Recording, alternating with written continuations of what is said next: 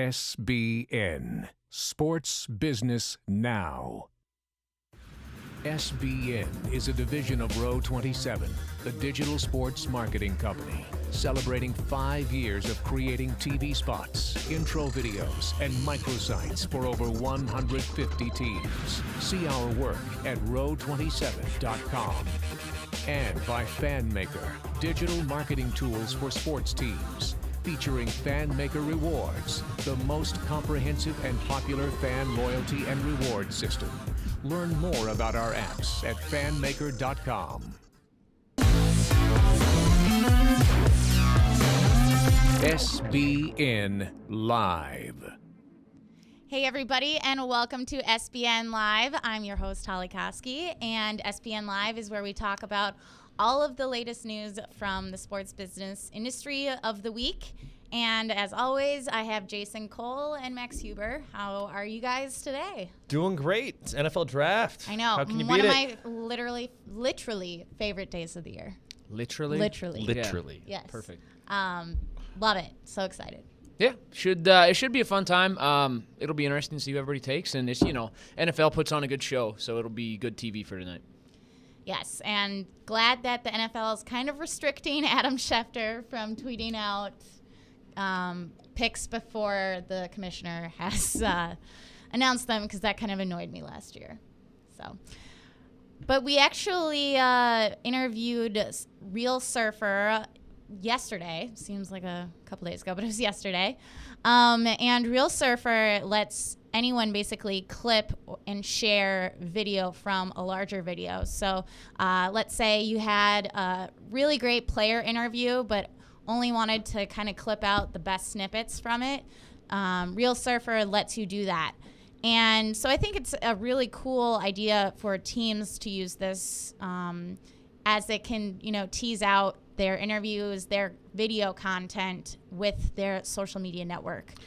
I think it's brilliant. I mean, we spent a lot of time covering Vine and the importance of engagement online with the video and having the video be short, so you don't feel like you're overcommitting to watching something that's 3 or 4 minutes long. Right. Having the ability here to not have to do something that's stop motion or have a new application, but quickly take that 5-minute, 20-second clip you might have and snack together.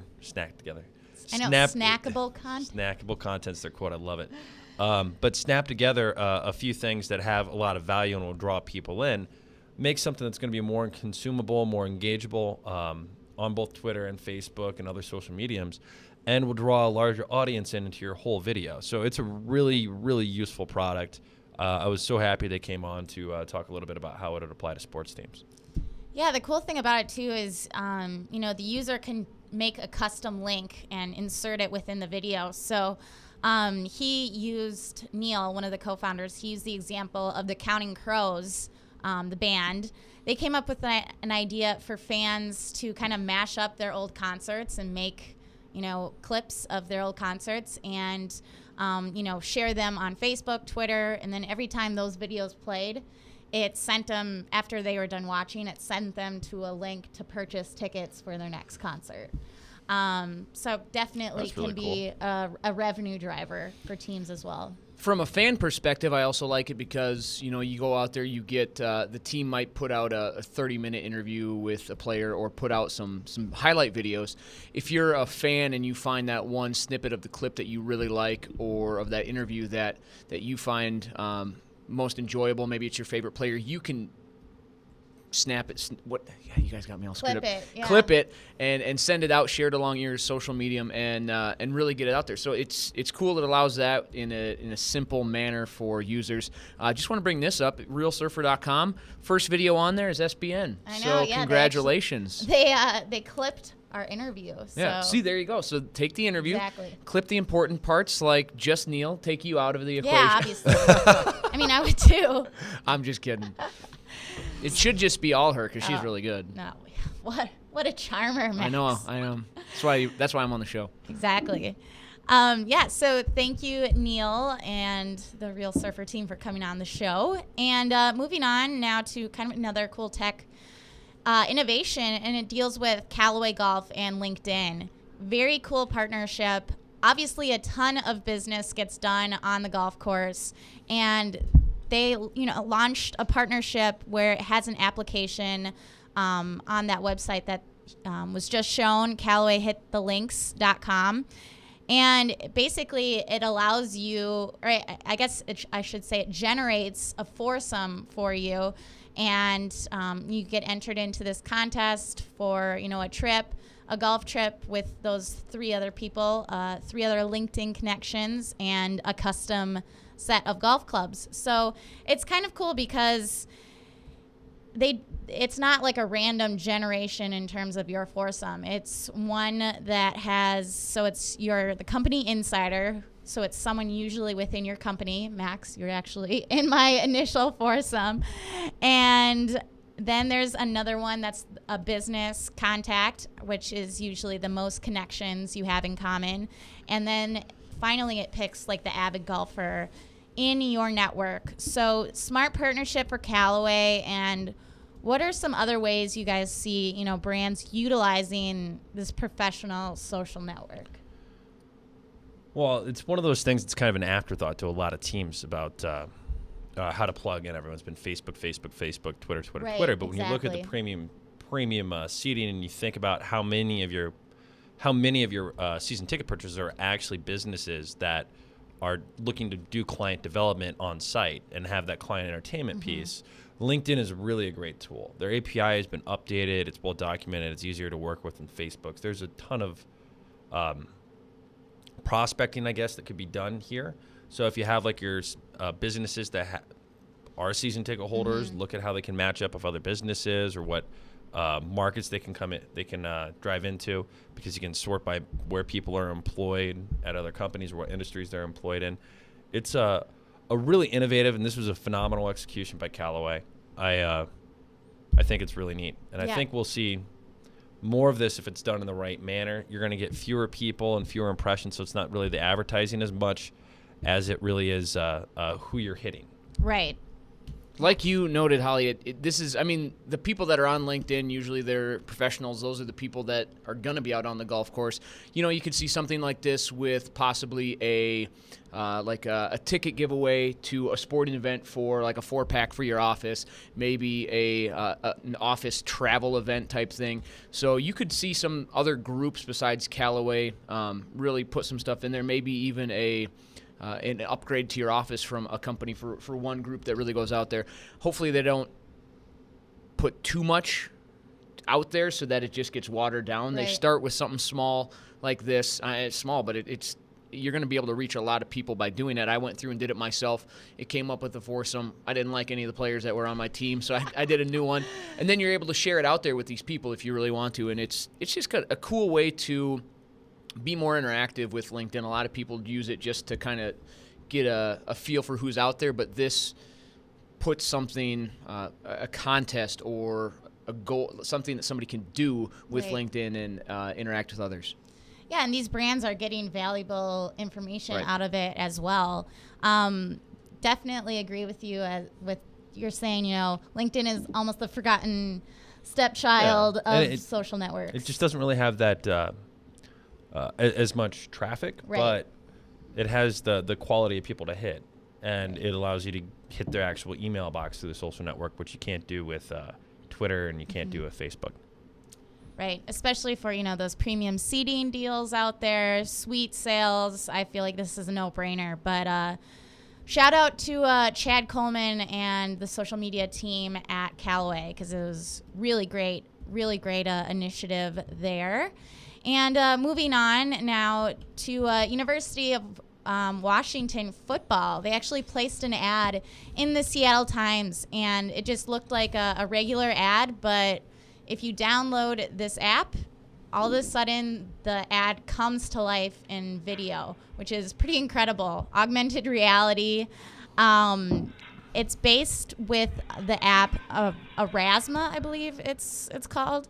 And so you just have to download the app and follow the UW Athletics channel, so it can recognize the print ad, and then from there all you have to do is hover over the printed product and the video will come to life. So pretty crazy stuff. This app has also been with the Toronto Raptors in their mobile app as well. So do you think this type of technology, that technology being, augmented reality, can have some traction in sports? In the right place, I think it definitely has traction, if you will. I know back in, it was 2008 or 2009, we at Row 27 executed a website, I think it's still up, called OskiIsReal.com, where you could... No relation. Yeah, none to Koski. But for the University of California, where you could take a QR code that was delivered to someone's email address or download it from the site and then put it on a webcam and then watch this three-dimensional mascot, sing the fight song, dance, do different actions based upon your input. And at that point in time, we were really taking a, sort of looking at Subservient Chicken and try to make it happen digitally. And, we had decent adoption on it, but it was with Berkeley. I don't think you would see that nationally. Mm-hmm. I think if you really integrate the smartphone aspect like these guys are with that QR code or with that inside a mobile application or on a mobile website, that you have a lot more critical mass now of people that would be able to execute a strategy like that. I think the real tipping point is going to be when you see a campaign, maybe by Crispin Porter or someone else that's fairly innovative of a national account that's geared around a sporting event and a beer or one of the other, or an insurance company or one of the other major advertisers. It's a great way to get a much deeper level of engagement with a fan and sort of cut through the clutter of a lot of repeated ad messages during the day, because you have someone taking part in a specific action. That said, you're obviously going to hit fewer people with the full ad because you're requiring that action. And you're requiring people to actually look at a newspaper too. Well, it doesn't have to be on a newspaper. Doesn't have to be, but that was one of the things that I thought about. This initial one was in the newspaper. So, what's the adoption rate of this application user to the actual newspaper? Right. If you have it, if you get some of these magazines that younger, hipper audience, get them in there, I could see it being wildly successful, because you have to find that audience that utilizes their smartphone to the utmost of its ability, has this application, and also reads that. But I could see it taking off, and you could use it for other things, possibly walking down the street. And like we watched that Nike ad the other week with it floating around. You could do it there. There has to be a trigger almost for people to do it, or else it's like you're don't know how or you're out there searching for gold, and you're just walking around with your cell phone going, what's it going to be? It was a car company. I want to say it was either Mini Cooper or VW. Did a really cool campaign in 2009 or late 2009, early 2010, where you put your smartphone up, and if you had the correct page open that they told you to open, you had a race of the cars actually go around on the magazine and pages and stuff. It was really neat. I know it's out there on Vimeo right now, but I didn't even think of pulling it up prior to the show. Should have done that. Well, our viewers can do that too. Yeah. I think what you mentioned about the beer, I know Heineken's been really active in the digital space lately, so that'd be a no-brainer for them. But yeah, speaking of alcohol though, Bud Light actually did something kind of cool with one of the NBA players during, Miami Heat's incredible 27-game win streak. Shane Battier said to a reporter, he's like, you know what, I'm really superstitious. I'm going to keep drinking, a Bud Light every night after the game. And all of a sudden, Bud Light sends over 1,000 cases to his doorstep, and kind of surprises him that, hey, yeah, you can enjoy some Bud Light on them. But it's interesting because at the end of this YouTube video, they have their inclusion of their tagline, it's only weird if it doesn't work, which, they've included they've included that in several of their marketing campaigns, whether that be turning the bottle a certain way or having it aligned in the refrigerator. What do you guys think about this kind of cool thing? It's one of those rare, if this happens sort of serendipitously, yes. If it actually happened that way, it's one of those rare opportunities their agency and that marketing team did a phenomenal job taking advantage of. But I look at something like this, and it's, what better way to activate someone? Shane Battier, standing in a Bud Light commercial, not that good. Him saying he drinks one before every NBA game on a returning world championship team, and then acting like you have this great piece of viral content, even better.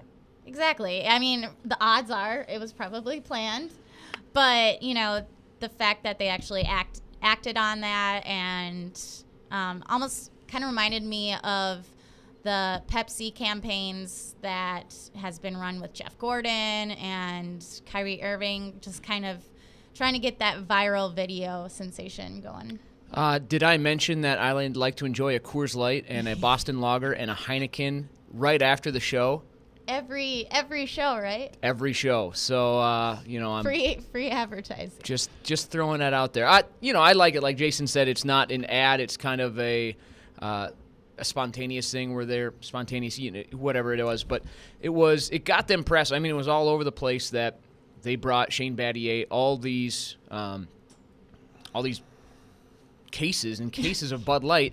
Party at Shane's house. I know. Yeah, party at Shane's house. And he's not the biggest name, especially on even his own team, but he got his name in the news. They got Bud Light in the news. I love it. Why not use people that are your brand, associated with your brand, and push your brand, use them to your advantage, and that's exactly what Bud Light did. And you know what this reminded me of? It reminded me of Skittles I and was just Marcel gonna say, Lynch. yeah. I mean, that's what it really did. I can't imagine that they had pre-planned sponsoring that, but the delivery during the playoffs of a Skittles vending machine to the Beast, the Feed the Beast, was brilliant in Seattle. Yeah. And it still has sort of like a halo carryover surrounding him. And who knows if he actually ever had an endorsement deal signed. I would doubt it with how the whole thing went down. But now Shane Battier, if he goes out to the club, does he have to drink Bud Light? What if somebody gets a photo of him drinking a different beer? Then they're going to be upset. I mean, obviously he doesn't have to. He can drink whatever he wants. He's a multimillionaire. After 2,700 Bud Lights, I imagine he'll be ready for something else. Yeah, just bring me something different. Yeah, but good for him. Yeah, talk about alcohol hosting for a party set. Doesn't need to go out and buy anything. But I don't know, Shane Battier at the club, don't really see it, but you never know. So, all right, anything else you guys got this week besides the draft tonight? Hey, it's only weird if it doesn't work. It's only weird if it doesn't work. Oh, great job there, Jason. All right, well, great stuff. Enjoy the draft tonight. You too. And thank you for joining us. And you can find us all week on sportsbusinessnow.com or on Twitter at SBNow. We'll see you next time. Sports Business Now.